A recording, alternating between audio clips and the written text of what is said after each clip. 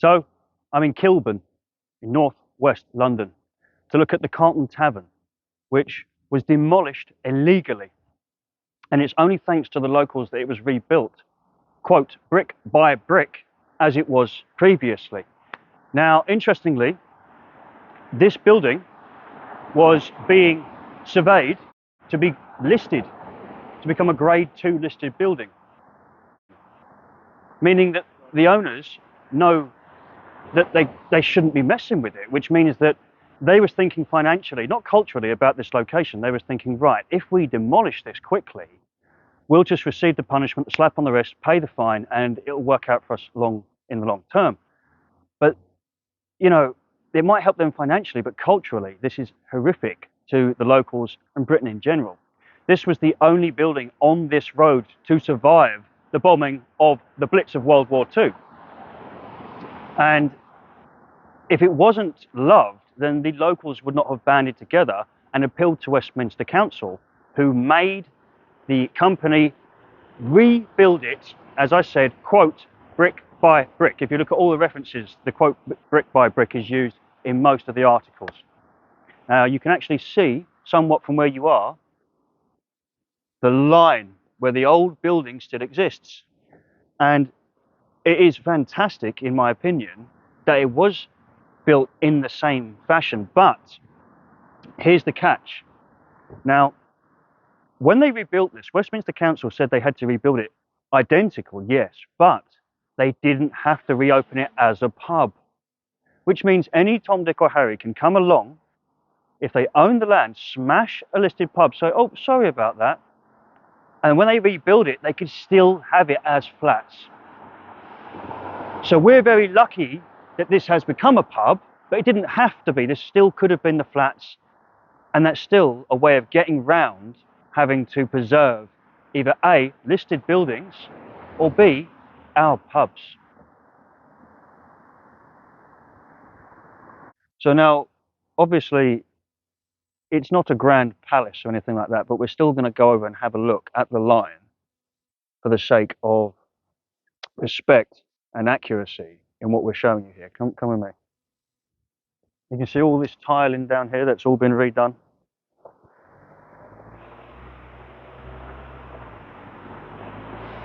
But here you can see some of that sign is the original sign. Look. Now, as rotten as it is to say, that could have been solicitors' offices, estate agents, anything. This down here could have ended up being a normal cafe, or, you know, this whole thing could have turned into apartments. But here it is in its former glory. Because look at the brickwork. So if you can imagine, right, people go on a holiday to show respect and to enjoy the architecture and history of other nations. Can you imagine having such little respect that you see something like this and something like this, and you think, I won't preserve it or try and make money out of it as it is, or try and sort of capitalize off of the culture behind it, make a cultural facet that you can make money out of, or just smash it down and make something which looks like everything else, you know, like this, or like that, you know? Let's have a look round the side.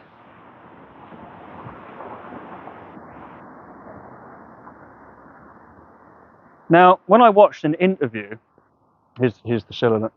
When I watched an interview with the two chaps that own it, I saw that they said the landlord, you know, he's foreign, he didn't understand how important pubs were, and I just felt that they were being too kind because it's their landlord. The landlord would have known bloody well how important this place is, right?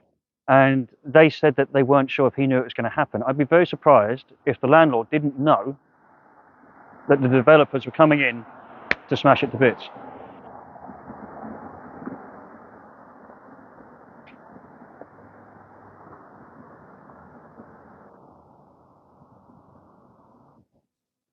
To the flagpole.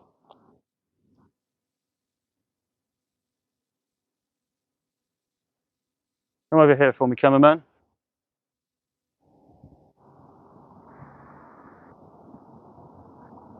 To sort of capture the back here for me.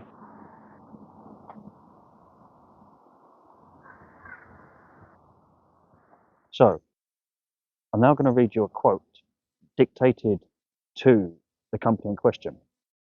The company based out of Tel Aviv called CLTX, who knowingly and willingly smashed this place to bits. So on the 5th of May in 2015, Westminster City Council issued an unprecedented enforcement notice ordering CLTX to recreate the building as it stood immediately prior to its demolition. Quote, right? The notice prevented CLTX from selling the site until the pub had been rebuilt. But this wouldn't have stopped them, technically, if it was someone else on a different site, from rebuilding it as it was and turning it into flats. So not being able to sell it, that's all very well. If they've got the finances to complete the renovations and building works themselves, and it needn't matter. The London Evening Standard reported that CLTX would have to rebuild the pub, quote, brick by brick, which I mentioned earlier. CLTX was ordered to rebuild the pub within 18 months. Now, and you know, that's a bit of a challenge, really, considering it's got to be identical. From the date it was demolished, 8th of April 2015. Councillor Jan Prendergast called the demolition, quote, the lawless destruction of Westminster's heritage. And Councillor Robert Davis, the deputy leader, said, quote, Westminster is home to the West End, not the Wild West. Now, it is strange that, considering in one of the interviews I watched concerning this place, it was actually a Westminster official that said it didn't have to reopen as a pub. So you'd think that they would take that one step further and say, well, it's going to have to reopen as a pub. You shouldn't have done that. We should be setting an example. Even though obviously you can't magically materialize landlords out of thin air, because this was a very popular pub, it wouldn't be difficult to find a landlord or just wait. In 2016, it was reported that CLTX had met with Westminster City Council to discuss rebuilding the pub, and to which building commenced. And they submitted further planning applications to include 3 flats within the pub when rebuilt. So here we go. This was declined, which, you know, it's been a long time since I've heard Westminster do anything that pleases me, so that's good. But they still tried, even after smashing the place up, they still tried to get some flats in there. Where it says here, Westminster City Council is once again considering taking action against its owners. What this highlights to me is that real action isn't taken. Telling them they got to rebuild it, that's not good enough. You know, someone from an outside nation can buy something which is relevant to you and your culture, get rid of it, and there's little you can do about it. You can fine them, but ultimately there's no arrest, there's no fear from them, and that's wrong. There should be, I mean, if you go to certain villages in the United Kingdom, for instance, you have to build, any new building you build has to look like it's old. It has to blend in with the actual village or town. Whereas what people can do in cities very sneakily is to just get rid of something, and by the time anyone shows that they care, it's too late, it's gone. And the point I'm making here is that if you was to go and smash something up, or, you know, damage someone's property, you would expect to be punished.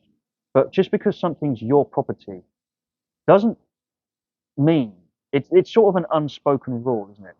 Yes, you own it, but if tomorrow I magically own Trafalgar Square, I can't smash up and just put flats on it, because it actually belongs to London. It actually belongs to the people. And I think there's a huge difference between genuine ownership and being lucky enough to own things that you should be proud that you've had the opportunity to own. It doesn't mean you can smash it up and think, oh well, off it goes. Right, so this wonderful manager, the lady, has said that we can have a look around. Let's go and have a look at the floors, the walls, the ceiling. And let me remind you that the story goes that a small band of people got in here, some do-gooders, and took pictures to show what it was actually like, so that when the developers had to remake it, they couldn't just sort of make it up as they went along. They had to follow these specific details, which you'll see in the ceiling and what have you. Come with me. Immediately we walk into a beautiful room with old-fashioned furniture, with a wonderful ceiling. Right? And as I have to mention, not all of the materials are original. Obviously, much of it was smashed to bits, but much as they possibly could of the original building has been used, including obviously the brickwork. And if we look at this fantastic feature of furniture, we can see, I mean, it sort of reminds me, this sort of furniture, of obviously it's pub furniture, old-fashioned pub, wonderful wood, but it reminds me of that sort of church, you know, that tiny seat that they put a little cushion on and you're bodged in, that old-fashioned, not designed for comfort furniture, but it's fantastic nonetheless. And I prefer this. I'd honestly rather sit here than, well, I say that, wait until you see the sofas next door. I'm undecided, actually. Beautiful little bar. And this is obviously a function area here, because that side's the normal bar. But come over here for me, cameraman, just get this on. And this room here, I imagine, would be for parties and what have you. And is old-fashioned. Obviously, you've got the modern patios, you go outside, but this is all very old-fashioned and beautiful. As we walk in here, we get the preserved bar. And cameraman, I want you to sort of get all under here, because this is some of the original.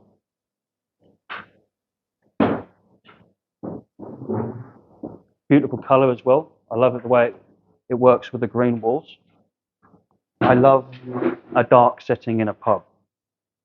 I'm one of those sort of people. If it's too bright, it's not a bit of me. Now, I have to point out, as I always do, because I'm a lover of chimneys, fireplaces, look at this beauty. Here, restored. And if we look up at the ceiling, we get an idea as to what they had to recreate from scratch. There was no getting away with just making that a flat ceiling and, you know, hoping for the best that someone wouldn't notice. There was plenty of images that people had taken that had a suspicion that this place was going to get taken down. So I've heard. Now, it wouldn't be right of me not to point out the comfort of this seat. Now, this thing is absolutely first class. I just sink straight into it. It's beautiful. I love these. Absolutely love these. I used to have one, that one, years ago, but it wasn't in bad nick as that. Let's try this one. Oh, yeah, this one's seen better days. Beautiful. It's called a captain's chair. Called the captain's chair. Suits me. Do you not think?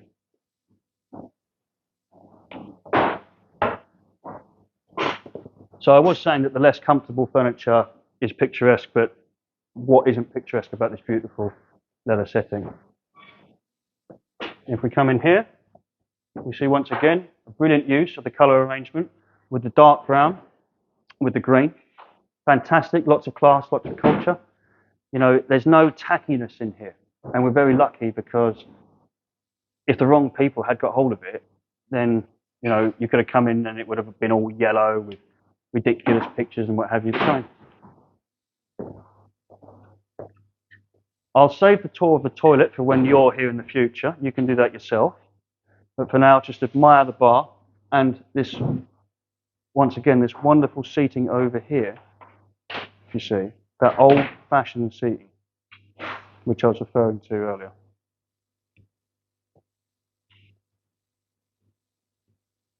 I really do prefer that to say if they went and bought a load of new, modern, cheap sofas for a false sense of comfort as opposed to class. That's a beautiful bit of class. Anyway, come with me.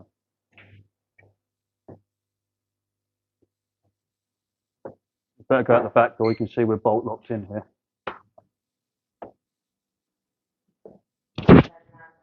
Thank you very much. Thank you. Yeah, we got it. We got it. Thank you so much. You're an angel. Thank you. Bye-bye. So before we wrap up, I want to make one solid point, that this building is living evidence that without our efforts, everything will disappear. This pub is a vital property in proving that you and I, as members of the community, are the only thing protecting these buildings. There's no punishment waiting for those that get rid of them. Outside and inside sources of incredible wealth can demolish them with impunity, because a few pound note to them means absolutely nothing. So let this be a reminder to you and I just how important we are to the preservation, not just of our history, but our culture. Please think for yourself, and I'll see you soon. Take care.